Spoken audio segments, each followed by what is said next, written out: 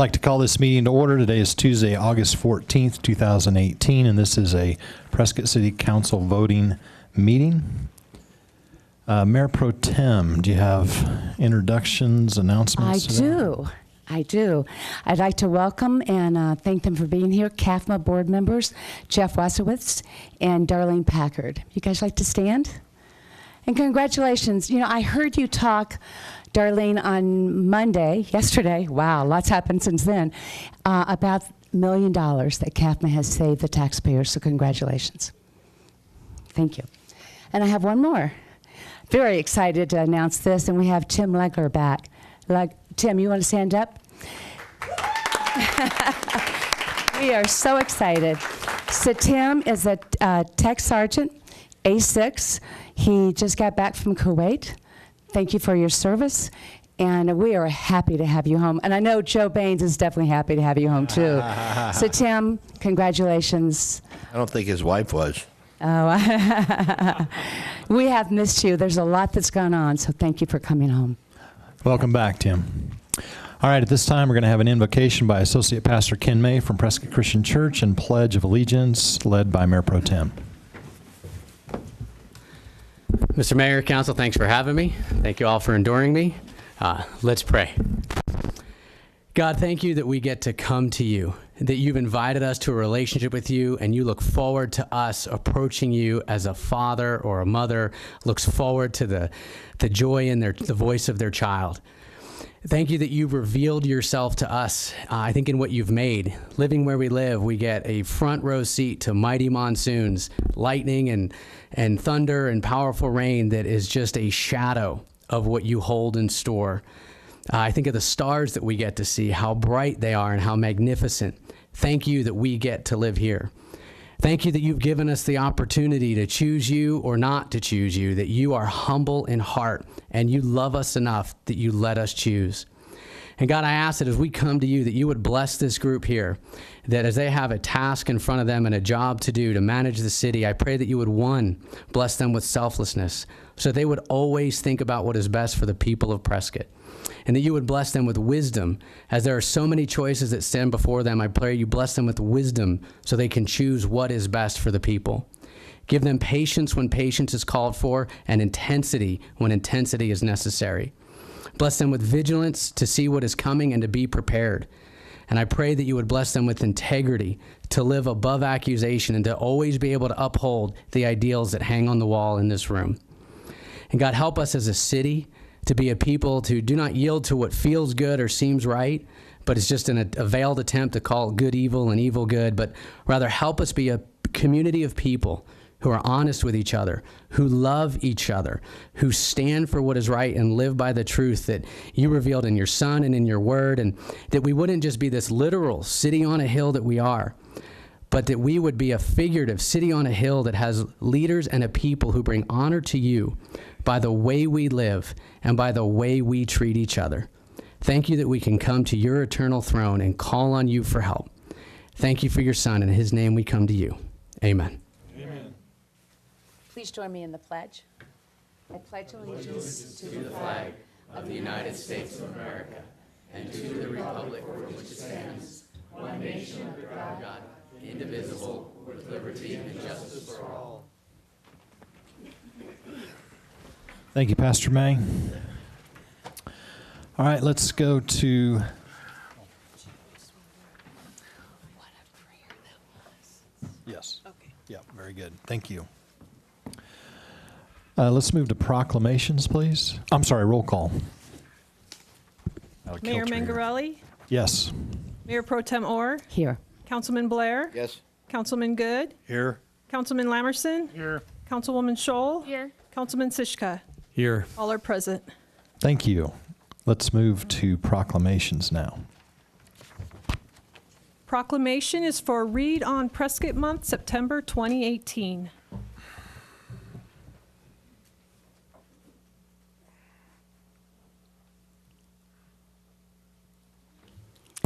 Well, this is really an exciting opportunity that we have right now. So, Denise, could you and your team please come up on stage? Carol Chamberlain coming up.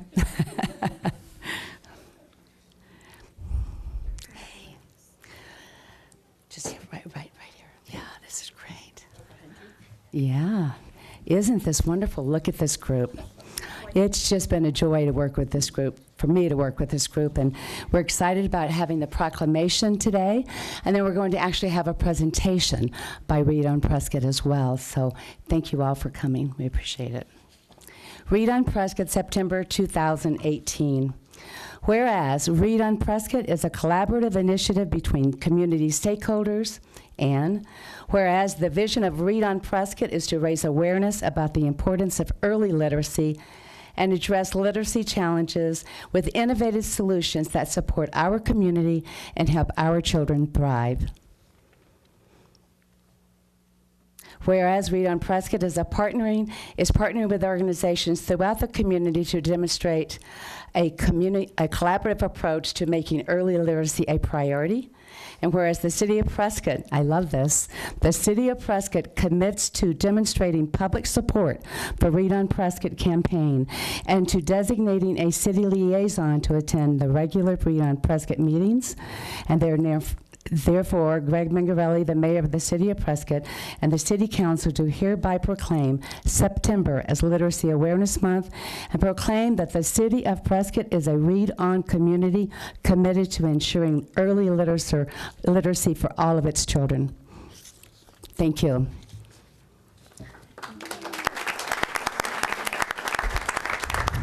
So Denise, I'm going to ask you to introduce each of your committee members and Carol Chamberlain, and then if you will just thank them. Okay.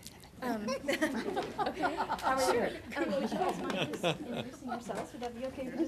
Martha, can we start with you?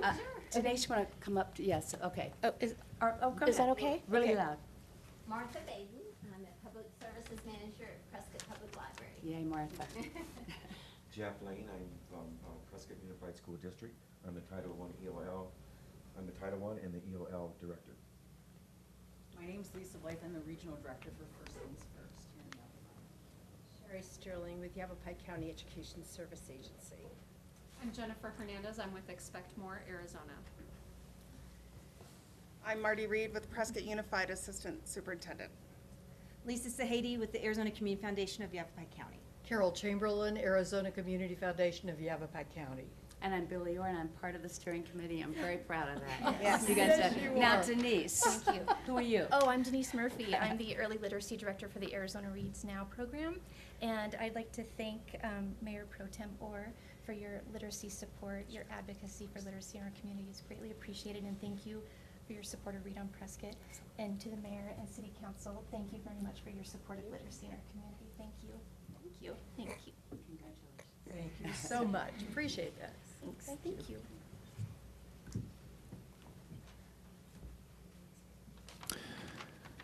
All right, let's move on to item 7, presentations.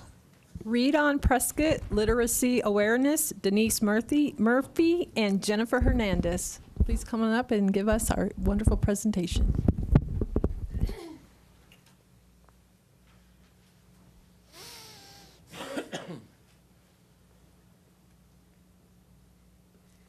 Hi.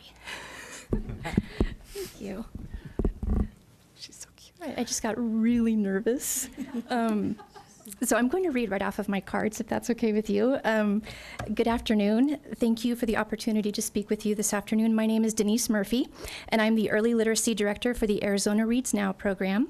The Arizona Reads Now program, made possible by the generous donations from the Arizona Community Foundation of Yavapai County, the James Family Foundation, the Margaret T. Morris Foundation, and the Massey Family Foundation, began as a 3-year early literacy initiative created to support third-grade reading success at PUSD and within the Prescott City area.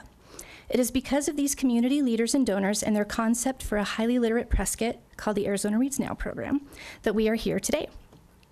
I would like to take a minute to recognize Carol Chamberlain, who you just met, Regional Director for the Arizona Community Foundation of Yavapai County, who championed an early literacy vision for our community, which created the Arizona Reads Now program, and therefore Read on Prescott, which is why I'm speaking with you today. I'm here today on behalf of a newly formed community-based literacy organization called Read on Prescott. Thank you. But before I tell you a little bit about Read on Prescott, I'd like to first thank you for issuing a proclamation declaring September as Prescott's Literacy Month. Read on Prescott is truly grateful for your recognition of literacy and your partnership in building awareness about the life-changing effects literacy success has on our children and our community. So thank you. So what is Read on Prescott? Well, we are a local chapter of the statewide initiative Read on Arizona. We are a locally initiated, locally driven volunteer organization of literacy advocates collaborating on behalf of the literacy success of the children in our city. And we, of course, meet locally at our very own Prescott Public Library, and I'd like to take a minute to thank the Prescott Public Library for generously providing Read on Prescott with a beautiful meeting space for our monthly meetings. Read on Prescott believes that the literacy success of our students is the responsibility of our community, not just our schools. And when Prescott reads, Prescott thrives. Read on Prescott's steering committee members, as listed on the slide, are experienced, knowledgeable, dedicated, and passionate individuals who have come together to unite our resources and ideas in an effort to provide the education, materials, and opportunities needed to raise the reading success of the children in our community. This graphic was borrowed from Governor Ducey's Office of Education website. This graphic provides compelling statistics about literacy, and I'd like to draw your attention to one of the statistics about reading aloud to children. I think it's in the upper left-hand corner. It states, the single most important activity for building the knowledge required for eventual success in reading is reading aloud to children. Children need to hear the language they will eventually be expected to read and to write, and reading aloud to children is one of the most effective, inexpensive, and wonderful ways to support children in their literacy development. Because Read on Prescott understands the critical role literacy plays in the lives of children, our vision aims to support the literacy outcomes in our community by supporting families and schools through literacy education, resources, and opportunities. Reading is the foundational skill for all future learning, and being able to read by the end of 3rd grade is a crucial milestone in a child's future academic success. Research shows that a child's 3rd grade reading level is a strong predictor of how well a student performs in high school, whether or not they graduate, and if they go on to college, and that's from Expect More Arizona. Therefore, Read on Prescott is using the AZ Merit 3rd grade reading scores from the schools within the city of Prescott to drive our vision and action plan. Using data from the schools located within the Prescott city boundary, 52% of Prescott's 3rd graders scored proficient or above on their reading assessments. Read on Prescott's goal is to provide the support needed for 72% of our Prescott 3rd graders to reach reading proficiency by 2027. The Arizona state goal is 72% by 2030. We want to build a city that reads, and in doing so, will elevate the reading success of our children and students. But to do that, we must come together as a community of readers and support our children, especially the youngest ones, by making literacy a priority in Prescott. And today, you have taken the first step in building a community of readers by publicly proclaiming that early literacy is a priority for Prescott's leaders.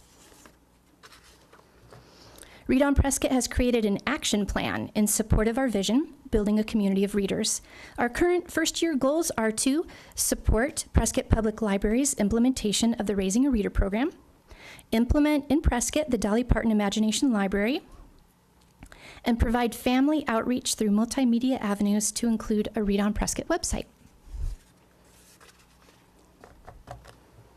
Thank you again for proclaiming September as Literacy Month in our community. This is a wonderful way to begin creating awareness about the importance of literacy in our city. We are grateful for your partnership in creating a city of readers, and we hope you'll allow us to come back to the City Council chamber later in the year so we can update you about our progress. Thank you. Jennifer Hernandez, the chair of Read on Prescott, and with Expect More Arizona, is going to pass out some books. Please accept these books as a gift from Read on Prescott. We hope that you'll find the time to read this book with a child, and I know that you're fully aware of the magic that happens when you read aloud to a child. When you're finished with the book, feel free to donate it to one of our community Little Free libraries. Little Free library locations will be mapped out on the Read on Prescott website when it's ready for publishing, but for now, we've included a small map of just a few of the locations. Thank you very much for your time today. Thank you. Thank you. Thank you.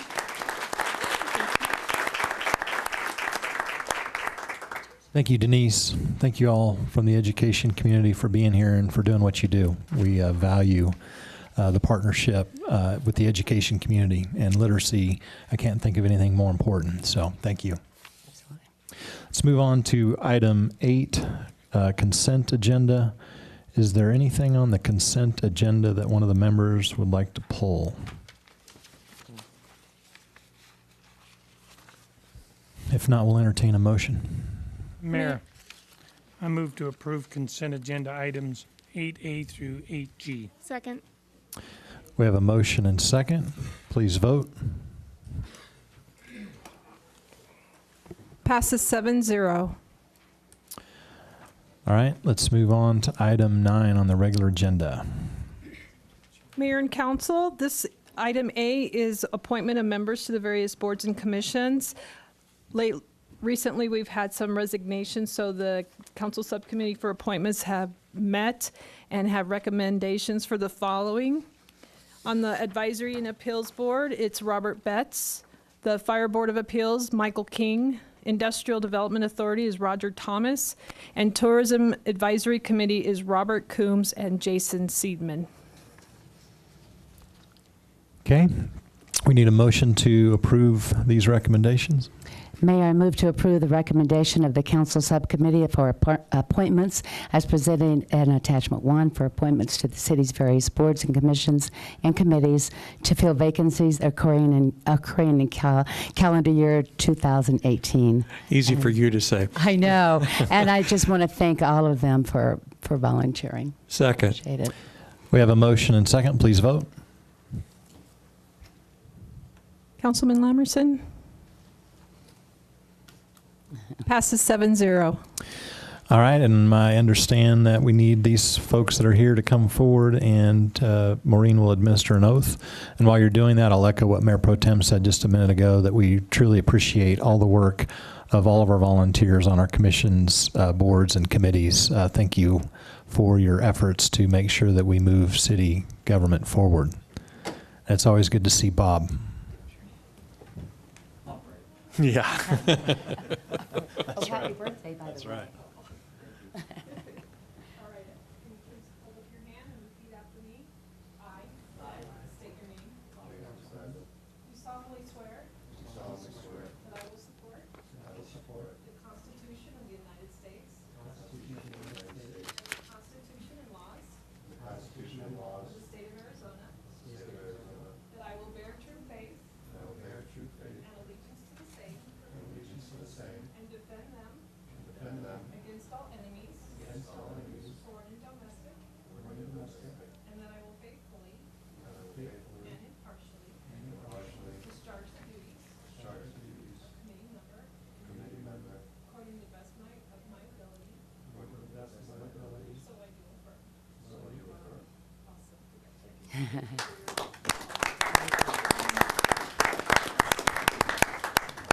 Thank you, gentlemen. Thank you, Maureen. And now we will move on to item 9B, please. Rescind current library fees for nonprofit and non-commercial groups.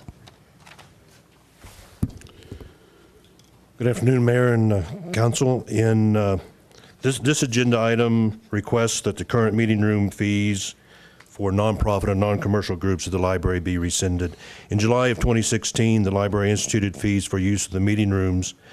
Statistics show that there's been a decrease in the use of those meeting rooms since the institution of fees. Use of the Founders Suite, for example, our largest meeting room, dropped from a use of 394 uses in fiscal year 2016 to 276 uses in fiscal year 2018, a drop of 30%. Many of the small groups without a fee structure or groups that meet for only a few times didn't have a ready way to handle that fee structure. Even some of our larger groups that met at the library left for other venues once those fees were instituted. And as well, the estimated cost of collection of the fees has never met the actual amount collected. This information was presented to the Library Advisory Board at their regular meeting on February 21st. The members present supported the idea that the library meeting room should be discontinued. If fees are rescinded, library staff will review and revise the current meeting room policies to reflect the change. I would then ask the Library Advisory Board to review the policy before implementation. I can answer any questions that you have. There are also a number of members of the Library Advisory Board here today who can answer questions as well. Okay, thank you. Councilman Good? Yeah, I had a couple of questions here. Justifying the removal of these fees based upon the collection costs. Now, if these fees are removed, it's not like you're going to lay somebody off who's currently involved in invoicing and collecting these fees. Is that correct? That's correct. And the average fee is about $19?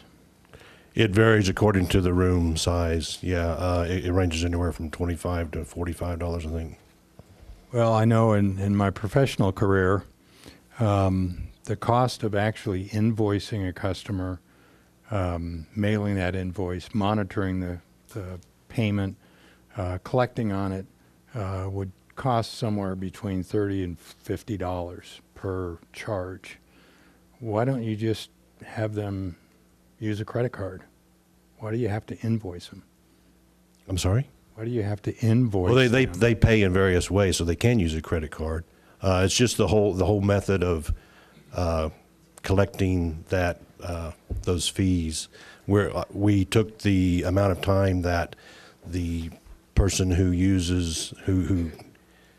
handles the reservations and collects the fees and average that out across those fees collected. So it's more a function of just managing the rooms and the reservations and the conversations with users to manage the rooms? Right, and without the fee portion of that, people can go online and reserve rooms themselves without having to deal with the fee portion.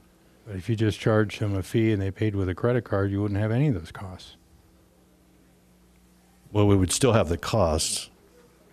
You wouldn't have any collection costs and you wouldn't have any labor costs.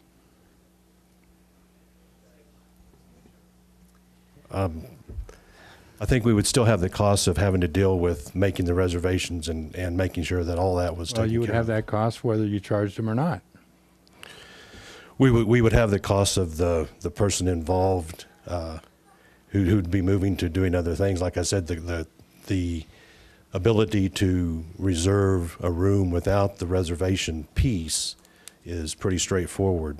They can go online and reserve without any interaction with staff, really. So that would go, it currently exists and it would exist in the future. I'm sorry? That currently exists?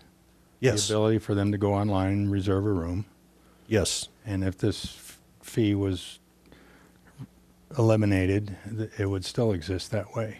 Yes. So all these justifications for costs really don't have any substance?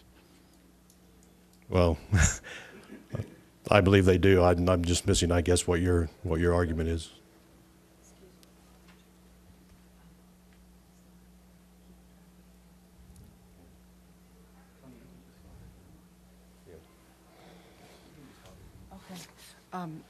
Mayor and Council, my name is Tony Johnson. I'm one of the library managers at the library. I'm the support services manager. I oversee the finance and accounting, and we still have to comply with proper record keeping and invoicing, even if for proper accounting, we have to have record keeping, and we're not allowed to collect credit card payments online. Why? It's a procedural issue with our finance department.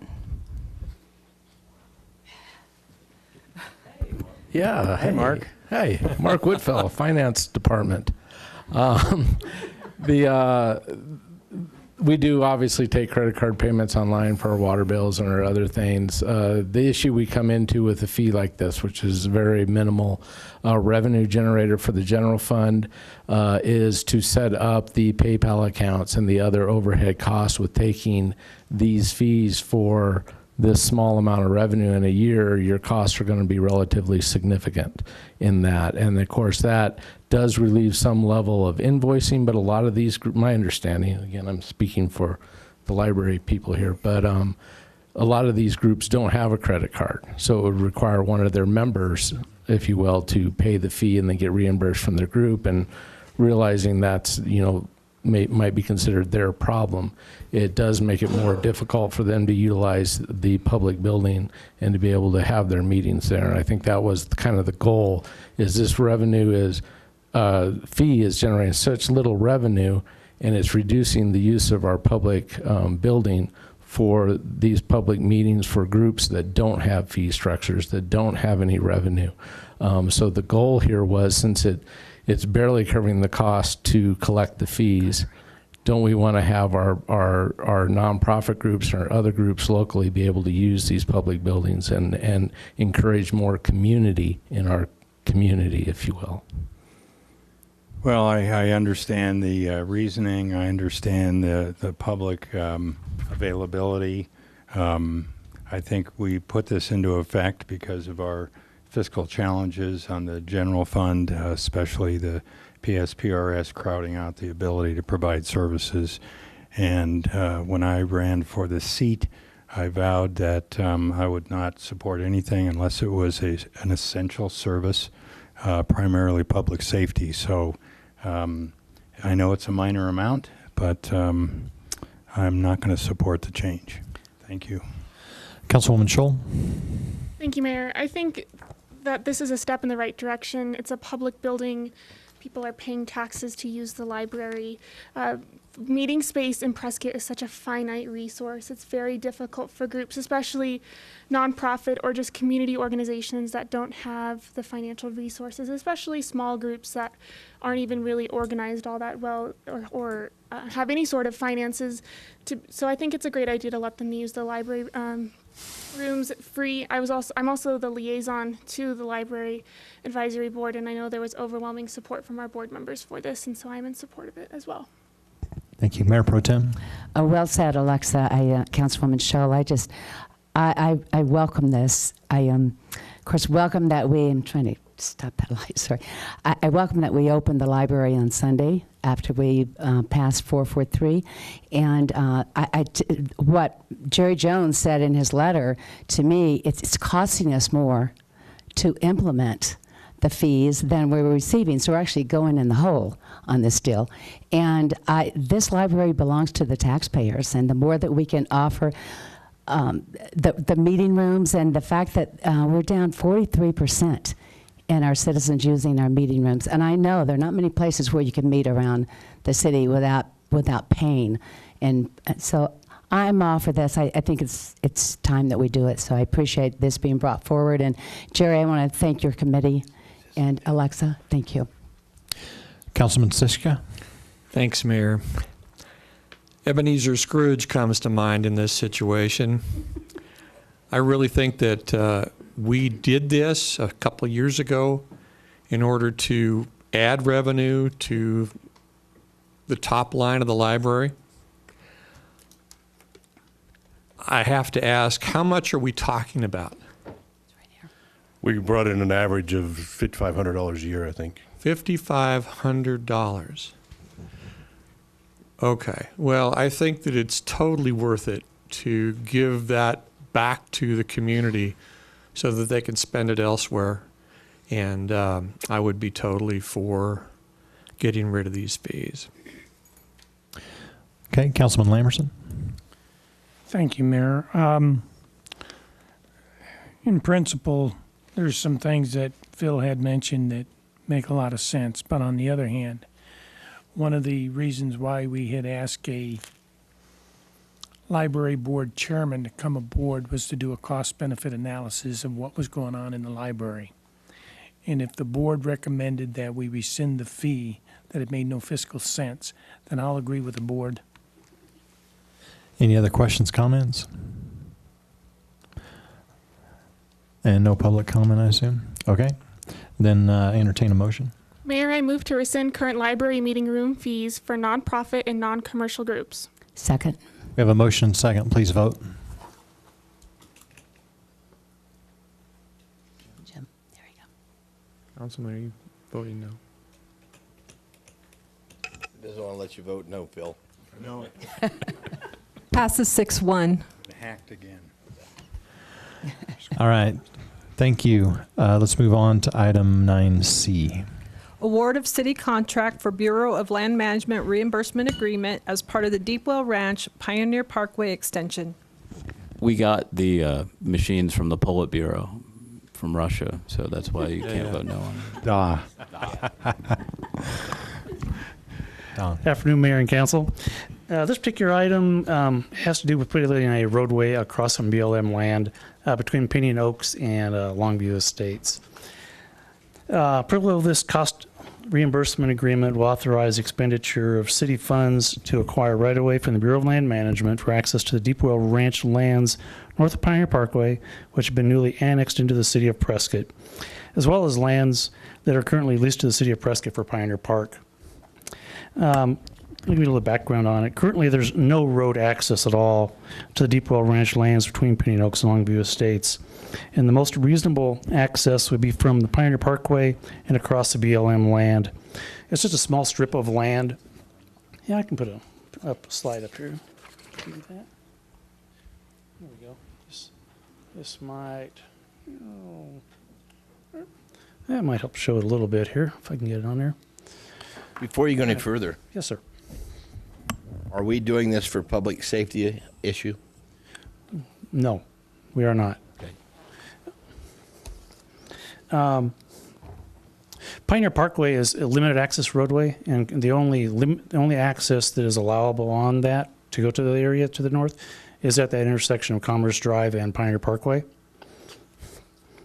Per the development agreement with Deepwell Ranch that the city has with them last year, it's stated in there that the city, as necessary to implement the infrastructure plan, shall cooperate reasonably with the owner's request for the city to be the applicant with appropriate government entities regarding the abandonment or acquisition of public right-of-way and easements necessary for the development of the property. So in the development agreement, the city had agreed to work as the applicant for roadways to that area, and this is what we're describing and talking about here in this particular project. And as a result, Chamberlain Development has requested the city be the applicant to the BLM on acquiring the right-of-way across the BLM land to the Deepwell Ranch land property. Public Works is therefore ready to proceed forward to make the application to the BLM for acquisition of the right-of-way necessary across the BLM lands on behalf of the developer. By a separate agreement between the city and Chamberlain Development, the developer has agreed that they will pay the entire cost of acquisition costs that the city may have with the BLM.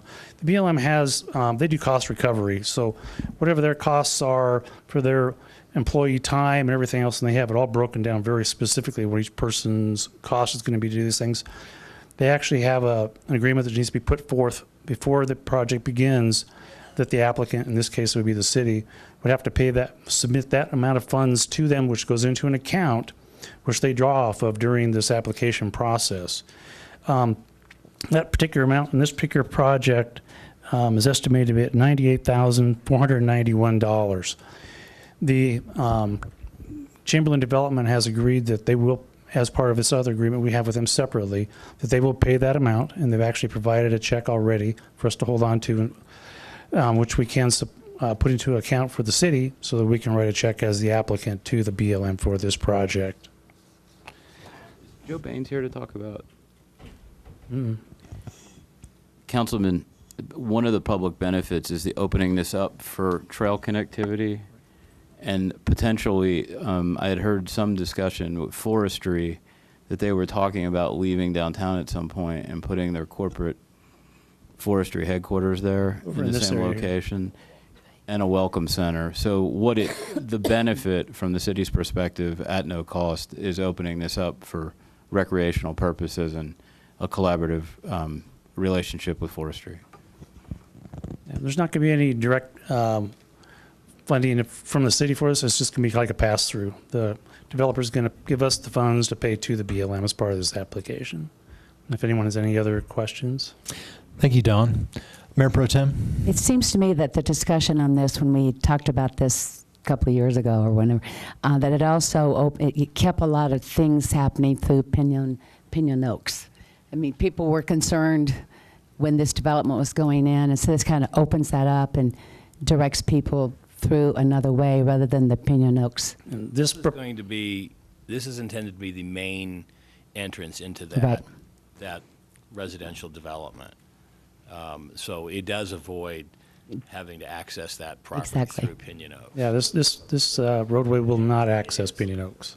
No, I know, but it stopped from having, people were concerned that lived in Pinion Oaks that traffic was going to be going through their neighborhoods, and so this stops that from happening. I think this is a good thing because, again, the people in the county on the other side were concerned about traffic cut across traffic as well. So this is, in my opinion, a public safety issue, number one, to protect both of those neighborhoods on both sides, and also to relieve the buildup of future development with its own ingress-egress. Councilman Good? There will be connectivity between this development and Pinion Oaks and Longview Estates. Is that correct? Not that I'm aware of. So this will be the sole access, egress, and ingress? No different than it would be there on Pinion Oaks on the north side. Pinion Oaks on the north side has one ingress egress. Excuse me. There are no, if you look at the Pinion Oaks north of the parkway, that abuts up against that rectangular parcel called Deepwell, there are no streets that directly access, and same for the Longview Estates. Currently, there are no street accesses through there. So this I think ultimately this roadway is intended to continue north and loop out to 89 as a part of a loop. Even Simpo has been looped in on that.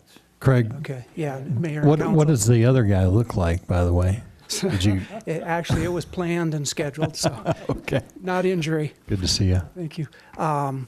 Mostly correct. Yes, absolutely. Long-term, there is a master plan consideration for this street to continue up and into the lands to the north as part of the Deepwell Ranch master plan. In regards to Pinion Oaks, the parcel that is directly labeled as Deepwell Ranch lands is correct. There are no connectivity possibilities into Pinion Oak. The next parcel to the north, that's not accurate. There is a parcel that was planned right up in that vicinity right there. Where there could be connectivity. And what that will create is, on the public safety side, is emergency ingress egress out of Pinion Oaks. Because right now, 100% of those houses have got one entrance. So this will be the primary road, and ultimately this is planned to be a larger road. All depends on how development goes in the long term. I seem to remember a project that came before Planning and Zoning that had a potential access road in that far western part of Pinion Oaks. So, I mean, regardless, as long as the public is not having to finance any of this and the developer will be paying the full amount, and potentially we might get some benefit from the headquartering of the the Prescott National Forest, I think it's fine. Thank you for the clarification, Craig. Councilman Lamerson? Thank you. Craig, don't be sitting down, man. You know, when you get in a hot seat, be prepared to stay there for a while. Because, sometimes we can communicate with different people differently. If I'm not mistaken, and you can correct me if I'm wrong, we have a development agreement with the Deepwell Ranch. That's correct. All right. And in the development agreement, it's fairly specific with our facilitation with any and all means necessary to try and facilitate the development as needed as we move forward in the process with the Deepwell Development Agreement. That's correct, yes. All right. Will this facilitate the development of the Deepwell Ranch. Yes, it does. So it's contractual. Yes. Thanks. Any other questions, comments? All right, at this point, we'll entertain a motion. Mayor, I move award of city contract number 2019-070 for Bureau of Land Management reimbursement agreement for application AZA 036972 as part of the Deepwell Ranch Pioneer Parkway extension. Second. We have a motion and second. Please vote. Oh, we're without a city clerk here for a second. Oh, no. Don't look at me, Mayor. I don't know how to work. You always have the answers. Can we take a vote Raise by your hand? hands. All in favor, say aye. Aye. Any opposed? Carries 7-0. Thank you. Thank you, Don. Improvise. All right, we're going to move on to item 9D. And this is award of city contract number 2019064 to Badger Daylighting Corporation to the FY19 utility locating and potholing by vacuum extraction project in an amount not to exceed $75,000. This is good to know. I could, I've got a fallback. There you go. Funding for this contract was budgeted in FY19 with various CIP project budgets and is available from the Streets, Water, and Wastewater funds. Hi, Steve. Hello. My name is Steve Oroz, Public Works. This item before you is a on-call contract with Badger Daylighting that was put out to bid for various responses from people that do potholing by vacuum extraction. This is not replacing the potholes in the road that appear. This is looking down into the ground to see where the pipe is exactly that we may be needing to avoid for a design project. Well, how big is it? What kind of pipe is it? And is it where everybody thinks it is? So this is part of our design process to verify where underground utilities are. We don't know how much of the 75 we're going to use, but that seems to have been what the historic average has been over the last several years. The prospective contractor understands this is not a guarantee of work and that they are on call if we need one pothole or 15 or so, they are contractually obligated to perform. We did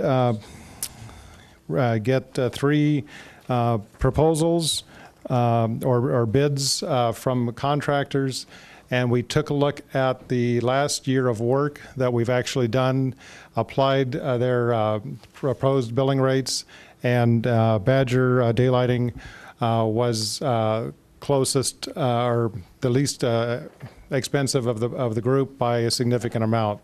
So that's why we're only looking at one person for on-call for this contract. If you have any questions, we'll be glad to answer them.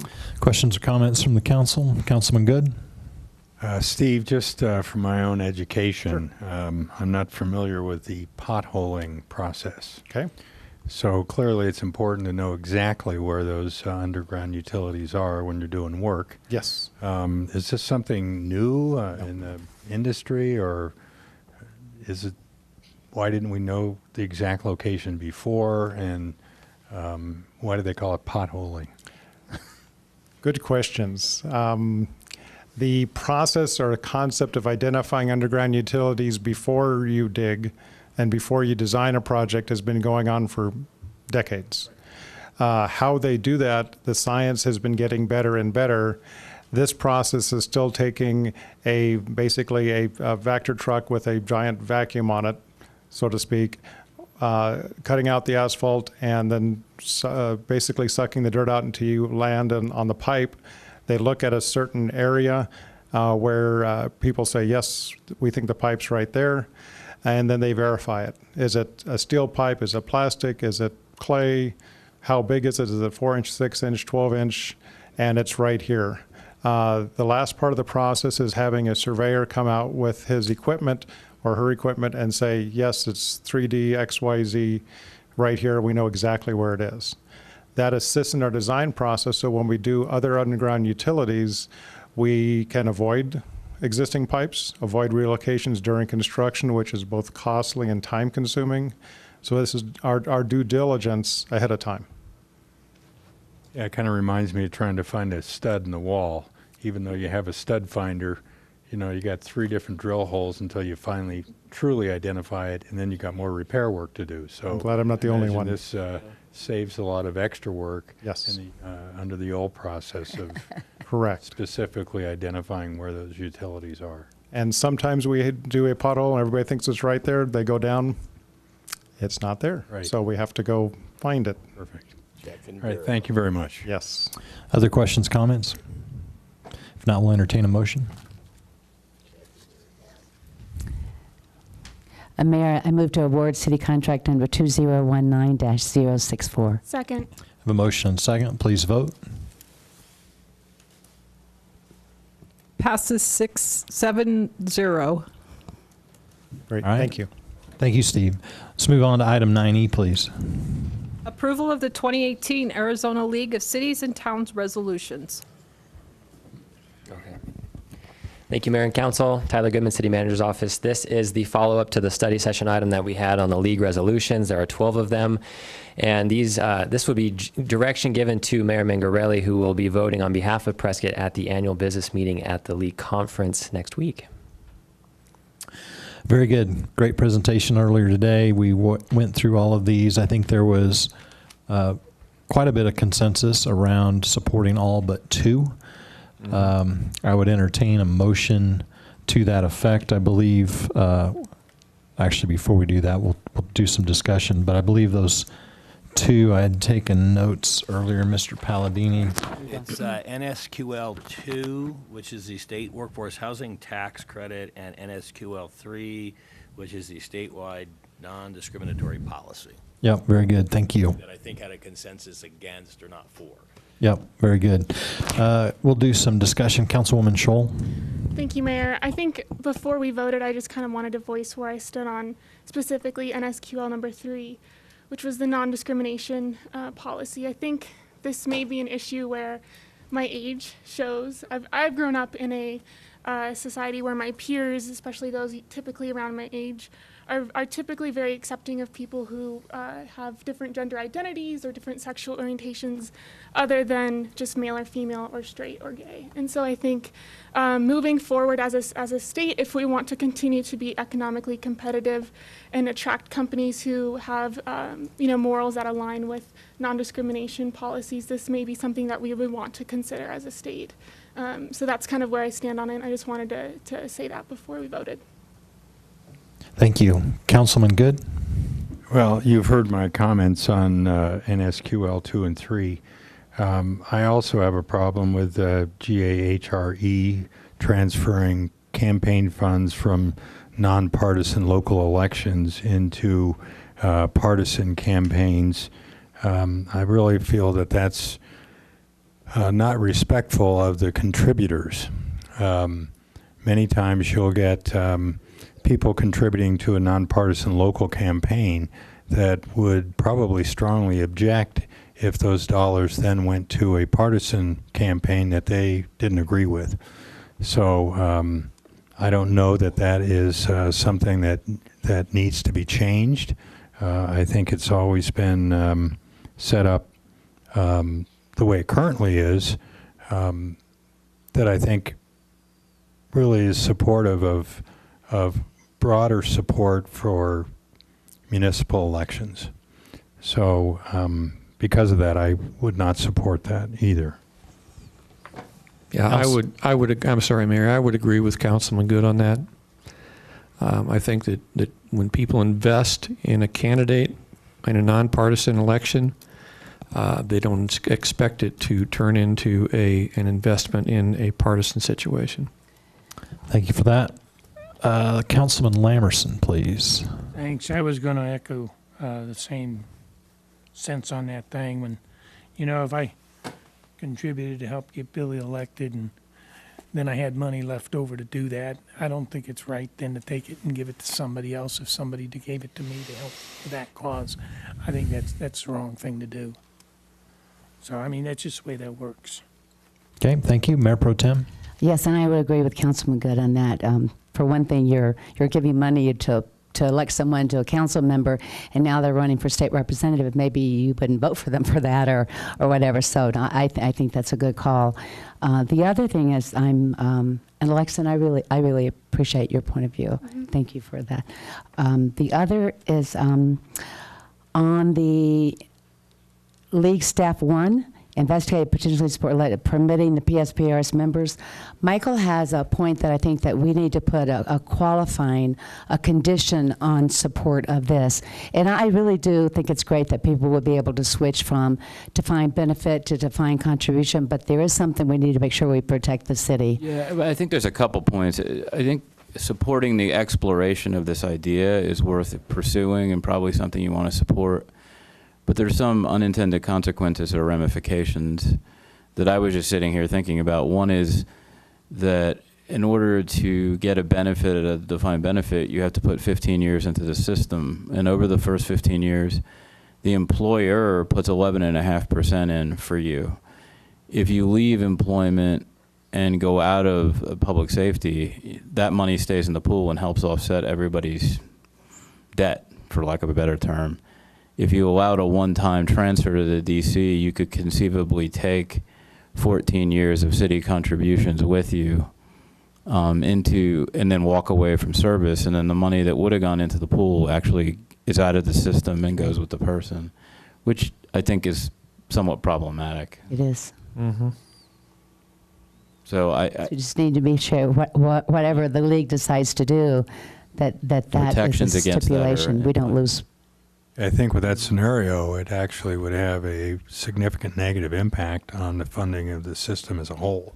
Yeah. So I think that those kinds of potential consequences really need to be thoroughly reviewed, and protection for the system be included in any state legislation. And we can certainly have a seat at the table when the league, if this does pass and if someone takes it up, we can be in those discussions and bring up these and other points. I always love it when Senator Fan talks about unintended consequences of legislation. So I mean, the intention is really good, but let's make sure we don't hurt ourselves in the process. Councilman Blair. Thank you. You know, running for election in a community that's nonpartisan, it's really not your money anyhow. It's other people's money. And as far as I'm concerned, I've always donated my money. It's not really my money, but leftover funds, if I'm not going to run again, to a charity. That's right. And that's where it should stay. That's right. Because the people that are giving you money on the trust on their behalf would probably agree with most cases that you gave it to a charity, but they may not agree with my political preference in a partisan race. So I can't support that. Absolutely. And I agree with Alexa. I think that I don't care who anybody is. If you want to be a dog, cat, or identify with a Fruit Loop, I could care less. I know who I am. That's what matters to me. And I don't think we need to judge anybody else that's out there. And I think you're right. I think when you start talking about the public and the younger group out there and losing commerce to the state and everything else because we're so hard-headed we don't believe that somebody else thinks differently than we do, I think that's wrong. So I think you got a great idea there. Thank you. Councilman Sischka. Yeah, Mayor, on NSQL4 that I expressed reservations on at the study session after talking to Robin, and she kind of gave me a perspective that I hadn't thought about. Certainly since legislation from the state a couple years ago where all of a sudden they exempted schools from having to go through zoning situations with cities. Yeah, I could imagine something not good coming out of that, so I would support that I didn't support in the study session. Okay. Mayor Pro Tem? Yes, and again, I just so appreciate Councilwoman Scholl's perspective. When I read this again, it advocates for a statewide non-discrimination policy that includes gender identity and sexual orientation.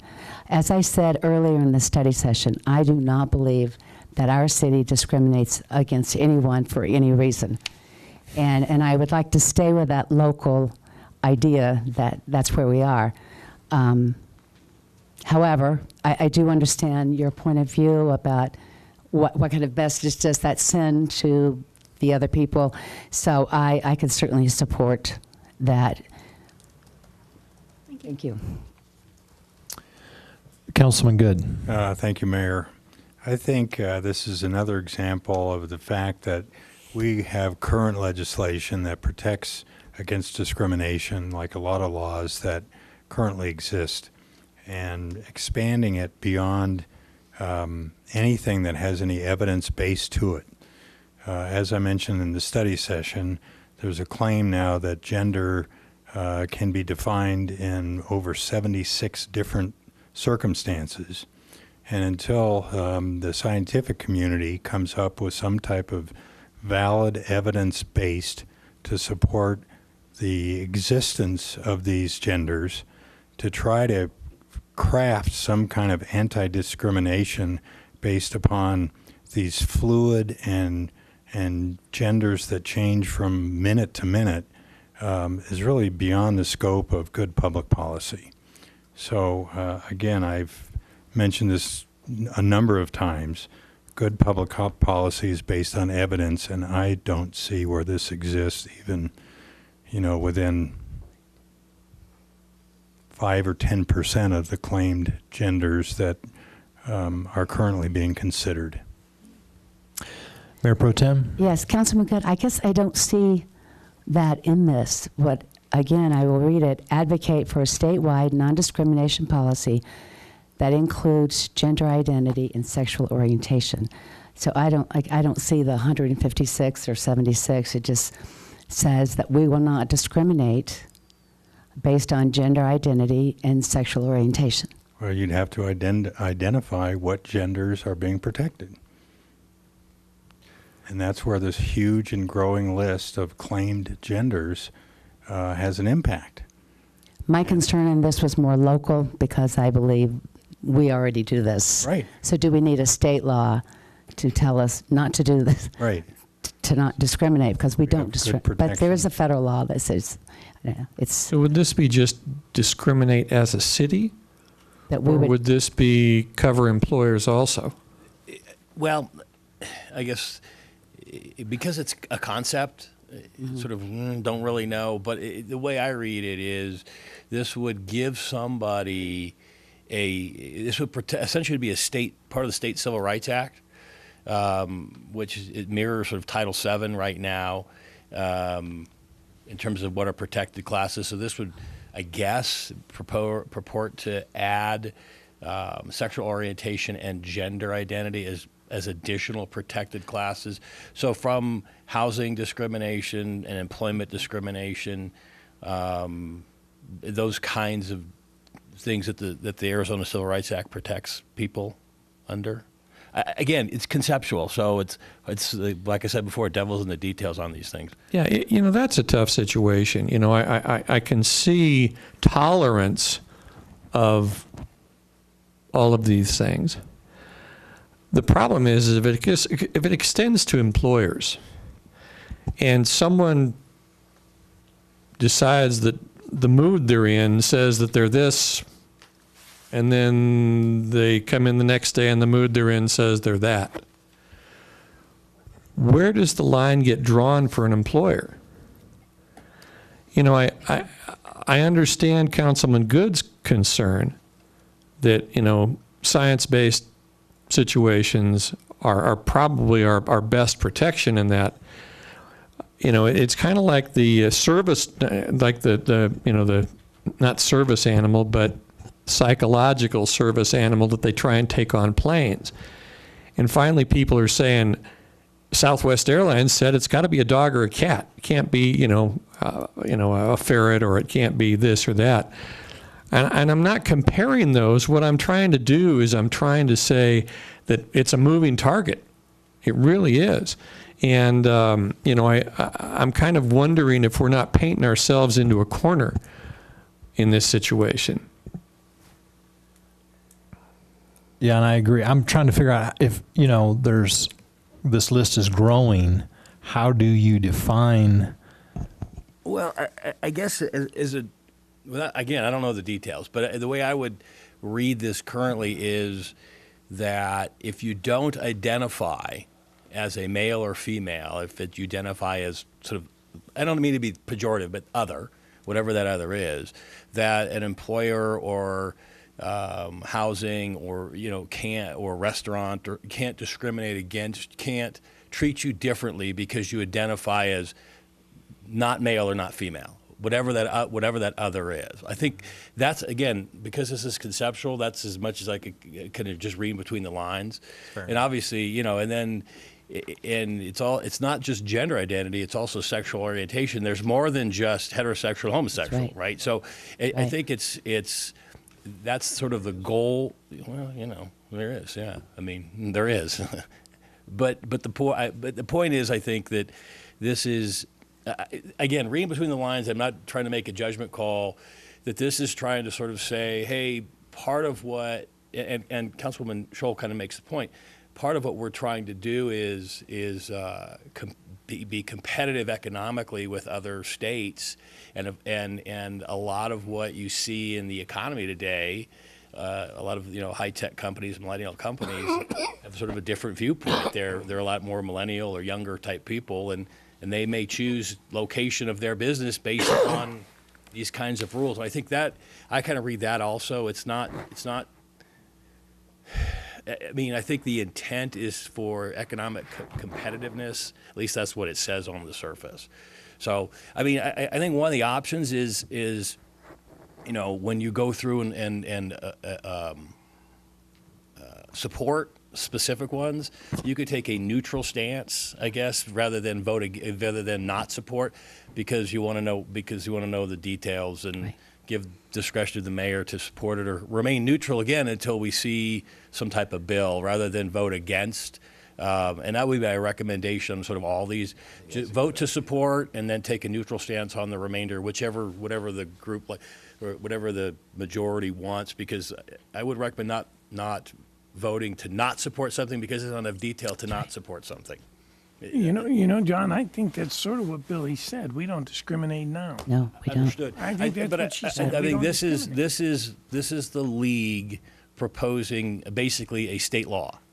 But we don't have to support the league's proposal. We No, don't you're have right. to do nothing. You're right. You don't have to support it, but I guess if there's questions about what this means and what the details are, then you can consider just taking a neutral stance at this point until you see what the details are. Because remember, we'll get these again in January as bills come through, and then you can take specific positions on specific bills, which is always better. My question is, do we have to have a state law to do the right thing? That's right. That was my point. In 1964, the government adopted the Civil Rights Act. So, yeah, sometimes laws do have to change society. So sometimes, yeah. And I'm not taking a political position, but to answer your question, sometimes laws lead the way to change how society thinks about things. So I think you make a good point, John, that this is convoluted or a difficult discussion because we have so little in front of us that all of us are trying to make judgments about what this really means, and we don't have it. And we're all it's all conjecture. So it's we're all wandering around in the dark here, trying to figure out what this means. Mayor Pro Tem? Yes, Mayor, I like John Palladini's idea about that we give you the discretion. However, there are two that I would like to say I don't think we should support. One, the NSQL2, which was the housing tax credit. The other is just to put the conditions about the PSPRS, that we don't lose money in that. So that's the final one, the league staff one. The others, I think they're all good. This one, I think we should find out more and give you the leeway as our mayor. You've heard all this discussion, so you know where we are. Okay. Councilwoman Scholl? Thank you, Mayor. I guess I just ask of council to keep an open mind and maybe we are neutral on this one, and as more detail arises, we then make a support or not support decision then, but just to see what happens and to leave the door open and not shut it now and see what arises in the coming legislative session. Councilman Good. Well, I would just add one comment, is that when the league advances proposals to the legislature, they frequently reference how much support they received from the league members as justification why a proposal should advance.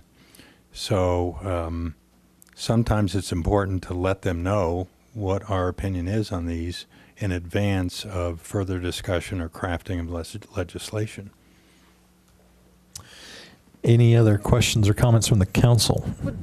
If this were to go forward and there were to be an actual proposal with details, at that point we could support or not support it. But just based on us being neutral on this isn't gonna move it forward without additional support from it, correct?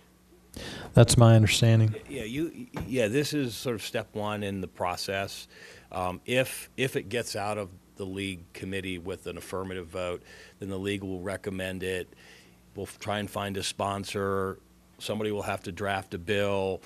The league will have input on that bill. Whatever that sort of bill looks like, we'll get a crack at it. And if it gets to the legislature, it may look, even if it gets through, it may look wholly different than what it's, you know how it's sausage making. I mean, yeah. It's a whole process. So this is the sort of initiating an idea. Okay, well, that's good to know. I think that's important for people to know that we're not taking action on anything today. We're just keeping the door open and looking into what could come of this. Yeah, good point. Any other questions or comments from the council? Yeah, so Mayor, do you have a real idea of what we're supporting and what we're not? Here's what I'm tracking, Mayor. He can tell. I can tell he does. There appears to be, I think, a majority against GAHRE1, which is the transfer of campaign contributions. I kind of gleaned that. There appears to be a majority against NSQL2, the workforce housing. There appears to be a majority remaining neutral on QL3, which is the non-discrimination policy, and there appears to be a majority on League Staff 1, the caveat, whatever that was that Michael said. Right. The condition. So, am I? And I know that Councilman Lamerson's may have opinions on other things that he mentioned at the work session. I don't know. I don't want to speak for him. No, that's a good decision on your part. You know? Discretion is the better part of valor. Yeah, there are things within what the league is proposing I just flat don't agree with. It's just that simple. All right, but I'm not going to speak on behalf of the rest of the state of Arizona. I was elected to serve the people of Prescott, Arizona. And if some of these things are not really relevant to Prescott, I don't care what they're doing down in Tucson. I don't care what they're doing in Glendale. I care what's happening right here in River City. Could I make a suggestion? The list is really not that long. Why don't you take them one at a time and bang them out and move on with your lives? Yeah, that's kind of what I was angling for. Public comment, is there? Yeah, go ahead. Sandra Smith.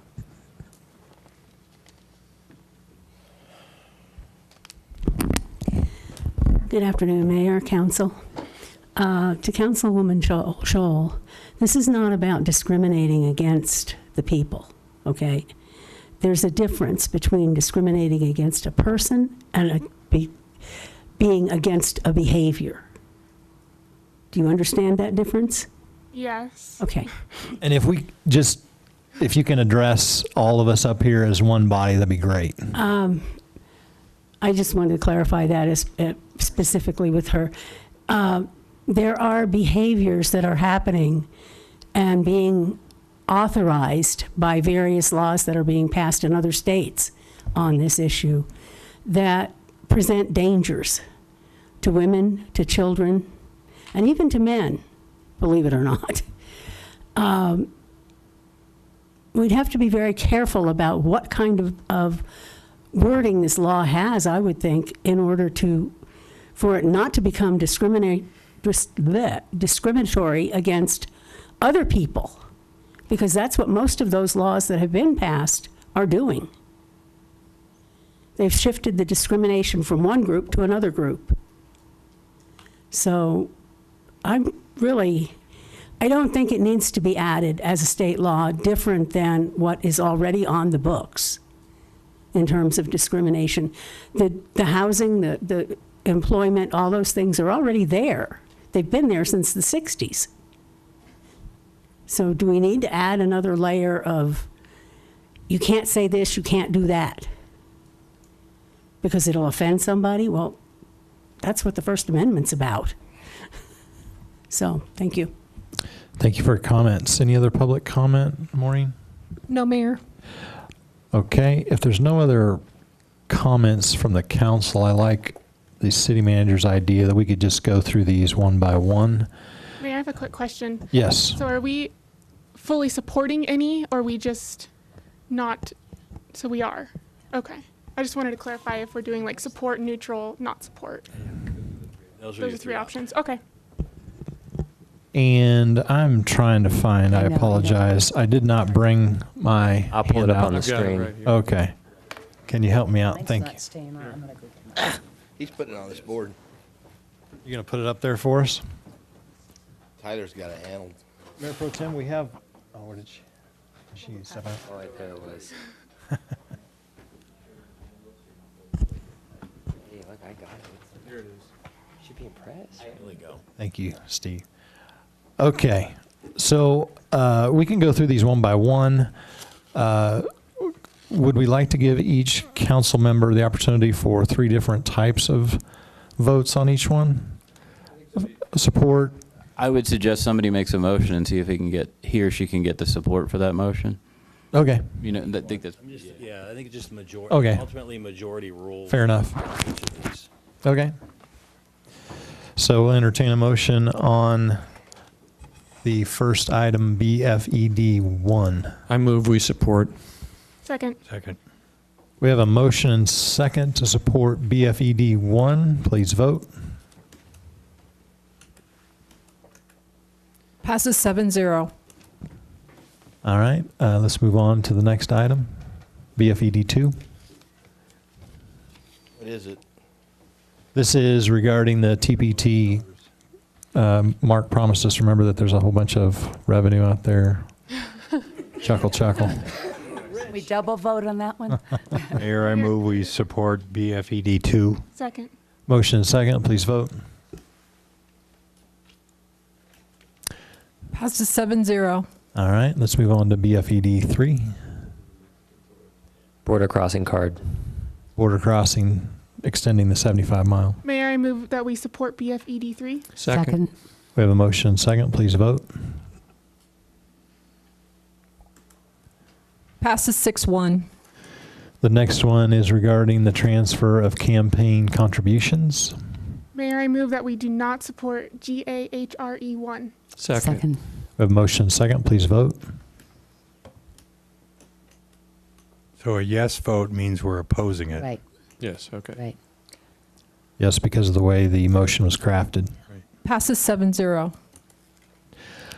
All right, now we're looking at GAHRE 2, which is allowing the smaller fire departments to use those funds to pay down PSPRS. Well, I guess, do we just want to remain neutral because this doesn't apply to us? That would be an option to take no position or remain neutral because it doesn't affect Prescott. However, does it affect communities in our region that could We take shouldn't be advantage making a of this? decision for them. We should be making decisions for their community. Oh, I agree with that, but it just gives, I think we just go neutral on this. okay. This would, I move we remain neutral on this one. We have a motion and second to remain neutral on this item. good was the second. Thank you. Please vote. Passes 7-0. All right, we're moving on to GAHRE 3, which is the 911, essentially just doing a study on the 911 funding. Mayor, I move that we support GAHRE 3. Second? Motion second, please vote. All right. Oh, sorry. Passes 7-0. Thank you. Now we'll go to NSQL 1, and this is the short-term home rental regulation, local control. Mayor, I move we support NSQL 1. Second. Motion second, please vote. Councilman Lemerson? Passes 7-0. All right, now we're looking at NSQL 2, which is the workforce housing tax credit. May I recommend that we do not support Second. NSQL2? Motion and second, please vote. Passes 7-0. Now we're at NSQL3, which is the non-discriminatory policy. Mayor, no, go ahead, Alexa. No, you. And we're neutral on, Right. okay. Mayor, I move that we remain neutral on NSQL3. Second. Motion and second to be neutral on NSQL3. Please vote. Passes 6-1. All right. Then we'll go to NSQL4 that talks about the school buildings near an airport. May I recommend that we support NSQL4? Second. Motion and second, please vote. Passes 7-0. And then we're looking at PSMAC1, which is the State Liquor Board having a liaison on there. May I recommend that we support PSMAC1? Second. Motion and second, please vote. Passes 7-0. And finally, League Staff 1 regarding the transfer from DB to DC, and do we need some extra verbiage with that? I think so. It depends. If you decide to remain neutral pending additional information, you could take that up. Actually, I would like for us to support it with the condition that we remain whole as a city, that, you know, that there's no one in. I mean, I think it's a great idea. However, we don't want to lose in implementation. So I just think that there should be a condition that the city remains whole. I don't know how we would state that, John. I think that's the right concept, and I think the mayor understands the concept. He can Yeah. communicate that at the league. This is giving him direction. So Mayor, I'd like to make a motion that we support League Staff 1 with the condition that the city remains whole. Good concept. You know. What he said. Exactly what he said. That's right. Motion and second, please vote. Who was the second? Steve. Oh, Blair. Whoever. It was a Steve. One of the Steves. It was a Steve. Blair. 2.5. Motion and second, please vote. Passes 7-0. Piece of cake. Earned my stipend right there. And there he did. Yeah. Okay, thank you for the discussion on that. Let us move on to item 9F. Approval of a 3-year contract with Dibble Engineering for airport general architecture and engineering services for the Prescott Municipal Airport with options for 2 one-year extensions. Good afternoon again. Hey, Robin, go ahead. Okay. Well, we're here to request to enter into the 3-year contract with Dibble Engineering for engineering and architectural services. This is a 3-year agreement with 2 one-year extensions. I do want to note that we have Charlie McDermott here on behalf of Dibble Engineering, and I'd like to give you just a little background on what occurred. We went out in May with an RSOQ because we knew that the contract was ending, and we had a very well-attended pre-bid. We did only have one bidder, though, that came through in June, and it was Dibble. I did speak to some of the other prospective bidders, and they said they knew that it would not be a good expenditure of their time to pursue it because they knew we had such a great relationship with Dibble. We actually encouraged them to go ahead and submit, but we only received the one. We did do an evaluation of Dibble. We felt that they were the best firm, and we do recommend that they be selected for a number of reasons. They've been working at airports in support of engineering and architectural services since 1962. They've worked throughout the state at Chandler Municipal Airport, Tucson International, you name it, they've worked here in the state, and they're very well respected. I also wanted to give you one example of why we think they're an exceptional partner in this role, and that is when we came back from one of our headquarters visits with the airlines, and we knew that we had to slide our runway project forward 3 months.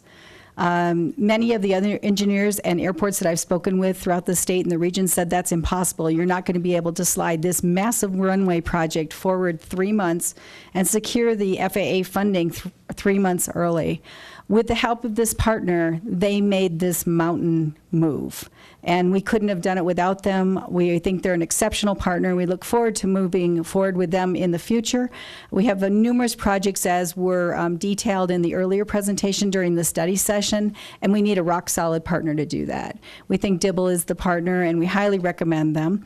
There is no current immediate financial impact. As per city procurement policies, the appropriate measures will be taken to bring this in front of council as individual projects need to be brought to your attention. That's it. Thank you, Robin, for that. I appreciate that you pointed out that they were very helpful in helping get the runway improvements move forward. That's significant. I didn't know that. Questions, comments from the council? Any public comment? No, Mayor. All right. With that, we'll entertain a motion. Mayor, I move to approve a 3-year professional services agreement, city contract number 2019-069. Do we have a second? Second. Have a motion and second. Please vote. Passes 7-0. Thank you, Robin. Thank you. Let's move on to item 9G. Approve an amendment to city contract which extends the lease term with Guidance Helicopters Incorporated by 10 years, and to approve Guidance Helicopters' request to enter into a sublease with Aviation Aircraft Incorporated for the airport property known as the McCurdy Building. You're back on. Yeah. Well, this is really exciting times. I don't want to steal the stage if City Manager Lamar would like to speak to the excitement associated with aviation coming on board. I'm very excited about aviation. Profound. It was very profound. As is council, this is a really wonderful opportunity for us to partner with a creative company based in Israel that is pioneering electric air travel, passenger air travel. One of the things that they had asked us was to secure a lease for a facility at or around the airport that they would pay. And the Guidance building works perfectly. The Guidance ownership is interested in leasing it to aviation for, I think, $1,200 a month, if I'm not mistaken. One of the prerequisites that the Guidance folks asked for was that in light of what they're doing with aviation, we extend their lease. And that's what this is an extension of their lease. Very good. Anything else, Robin? No, I recommend this as well. We've spoken to them. We did review the lease, and we think it's in keeping with the aeronautical use that we want, consistent with the airport properties. We think they're going to be a great partner and a great addition to the aviation community, and we're super excited about having them in the airport environment. Yeah, it's quite an amazing deal. I don't think we realize how big this deal really is with aviation at this point, but it is a landmark deal, and we're grateful to have them coming to our city. Mayor Pro Tem? And this is such a cool building, and to have aviation in that building is really going to be exciting. It's just, for those that don't know the building, you drive into the airport, it's the one that has the glass, had a helicopter in there for a while. It's just a great building for aviation, so, yeah. Any other questions, comments? Not, we'll entertain a motion. Mayor, I move to approve an amendment to city contract number 2011-03A1 to extend the lease term with Guidance Helicopters Incorporated by 10 years, and to approve the Guidance Helicopter request to enter into a sublease with Aviation Aircraft, Inc. for the airport property known as the McCurdy Building. Second. We have a motion, second. Please vote. Passes 7-0. And finally, item 9H. Award city contract with Braftelis Financial Consultants Incorporated to review, update, and develop a development impact fee study with associated documents and provide analysis and development of utility and solid waste rates. I thought you had a tie on earlier today. I did. It didn't work out. Mark Woodfell, Finance Director. I'm sorry, but Tyler ruined the projector while he was up here. I'll try to get that back on as we start here. This is a not-to-exceed contract for several things. It's the impact fee study and some rate studies for water or wastewater and our solid waste. City of Prescott's had impact fees since 1980 was our first impact fee and related to wastewater. And then water came on in 1982. With our other ones, mid-90s, we started collecting them for parks, rec, and other things. With the 1525 legislation back in 2011, we had to do a change, and we did a study back then. The approximate cost of that study was about $400,000 at the time, and that was to implement the new requirements from the state, which also required us to get rid of several of our fees, and we went through the study. And Red Oak, which is Raftellus now, was actually the contractor on that study. As we look at the study, and I'll bring up the fee schedule that was in the handout, you'll see that there's 4 primary parts to it, and I kind of wanted to talk about each one as we go into it. The first 2 are related to impact fees, and it's the required 5-year update that we have to do for the impact fee study pursuant to the legislation that happened. The first item at $65,000 is the water and wastewater impact fee update and fee reassignment. There are several tasks that are included in this 32-page scope that was part of your council packet.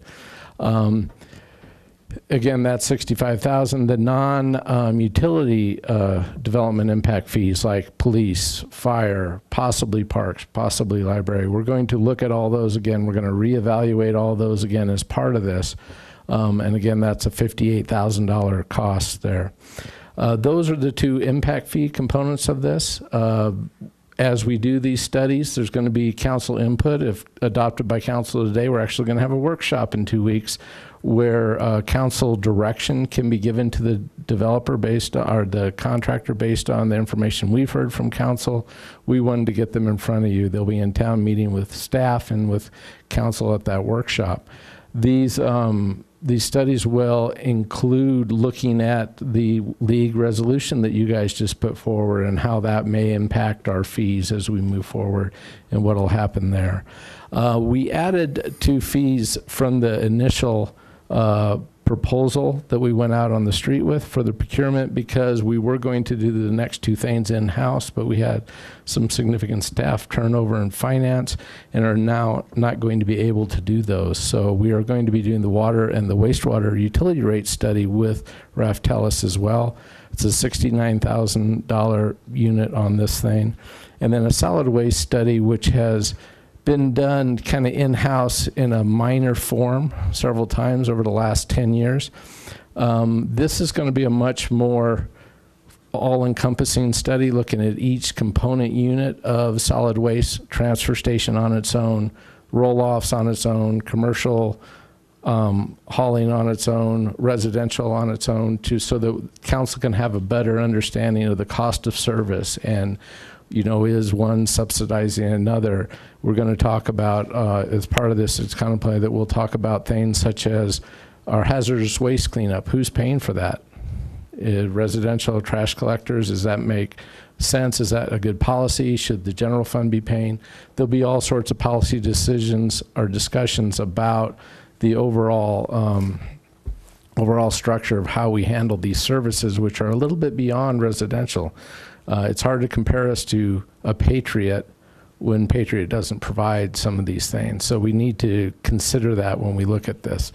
Looking at these things, there's several public meetings. We're also contemplating a mayor's commission on development impact fees of a group of around 5 people from the industry to look at these, work with the contractor here in developing the impact fees. Public input is going to be critical on this. The first development impact fee, water and wastewater, I think has 6 public meetings contemplated. The second one, just the regular impact fees, also has 6 public meetings. And the 2 rate studies has 4 public meetings each. Those meetings will be consolidated when possible. They're a per item thing. That's why this is a not to exceed and not a fixed price contract. So if we don't end up needing all those public meetings, or we can consolidate some of those public meetings and reduce the number, the cost will be less. Also, the cost, we talked to the contractor when he was out to negotiate this. We pointed out that we have a great new airline. They're out of the Denver area, so we were able to bring our costs down on this as well with the new United connection. So with that, a lot of information real quick, because I know you're all excited to get out of here, but I'll be glad to answer any questions. Thank you for that, Mark. Councilman Good? Yeah, first of all, I'm happy to hear that it'll cost us a lot less than the last impact study of $400,000. But that's still a big number. It is. And I realize that we're obligated under state regulatory compliance to do this periodically. So it's a requirement and not really an option. My concern is if we do get some impact fee reform in the next legislature, that we're not going to duplicate our costs here by starting a study based upon current impact fee regulations, and then it turns out that they change. Good question, Councilman. As I mentioned, we will be looking at the league resolution, those options, and how they would change, or if they would change the makeup of the impact fees that we adopt. A lot of the options that you're taking forward to the league, to the legislature, will definitely help in the long-term administration of impact fees. Whether they would have significant impacts on the immediate rate study, I don't think they would be that significant on the immediate rate study. They're more of a long-term fix that will help us as we move through the future. Another thing I wanted to point out, we have a real tight time frame on this item with, like I say, a workshop in 2 weeks. We're hoping to have rates in place in effect, looking to have them in effect by February. So that means council's going to be acting on them in December and January, and new impact fees as of July 1 of 19. So it is a very tightly compressed time frame. So there will be a lot of meetings, a lot of activity as we go over the next year with this, because we want to get these in place before the development in the new annexation areas, which need infrastructure, start happening, because of course you know about the grandfathering clause that currently exists in state law. Yeah, and I'm glad to understand that the public will be allowed to have input on some of these rates, and I think particularly water rates. That's a very large concern for a significant segment of the population, so I think that's important and valuable. Thanks. Other questions or comments from the council? Any public comment? No, Mayor. Entertain a motion at this point. Mayor, I move to award city contract number 2019-072 to Raft Ellis Financial Consultants, Inc. in the amount of $236,000. Second. Motion and second. Please vote. Passes 7-0. Thank you for a great meeting. This morning I had the privilege of advocating for my youngest daughter who's deaf down in Phoenix, and this quote is from a hearing impaired actress named Marlee Matlin. I like to say that the greatest handicap of deafness does not lie in the ear, it lies in the mind. I hope that through my example, such as my role on the West Wing, I can help change attitudes on deafness and prove we can really do everything except hear. This meeting is adjourned.